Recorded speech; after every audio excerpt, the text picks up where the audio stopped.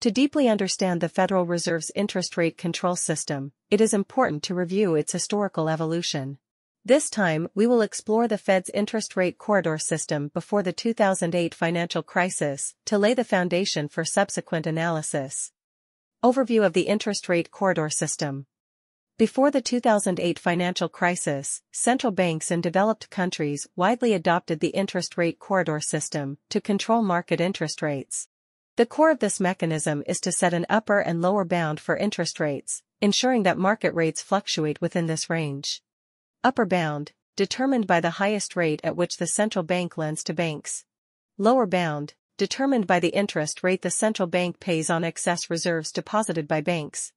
These two rates form the range within which market interest rates fluctuate, making it difficult for market rates to exceed this range.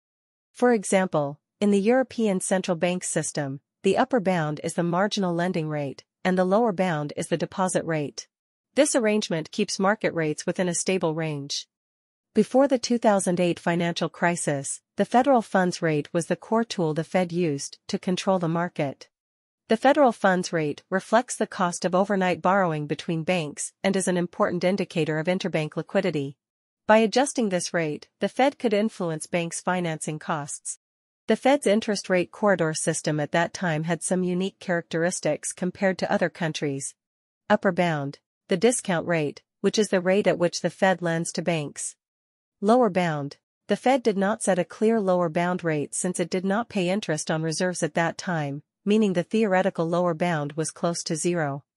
Despite this, the Fed could still control market interest rates by conducting open market operations, ensuring that rates fluctuated around the federal funds target rate. The 2008 financial crisis prompted significant changes in the Fed's interest rate control system.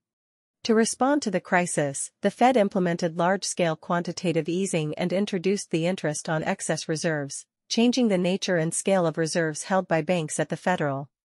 Before the crisis, the reserve balance of banks at the Fed was about $10 billion, which surged to $800 billion by early 2009.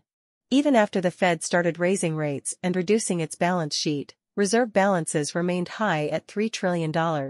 This change significantly altered the Fed's operational approach.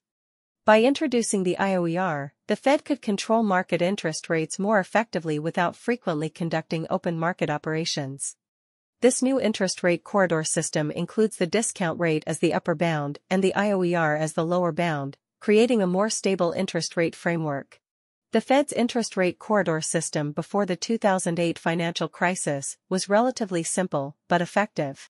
With the outbreak of the financial crisis, the Fed had to adjust its tools, introducing new interest rate mechanisms to respond to the evolving market environment.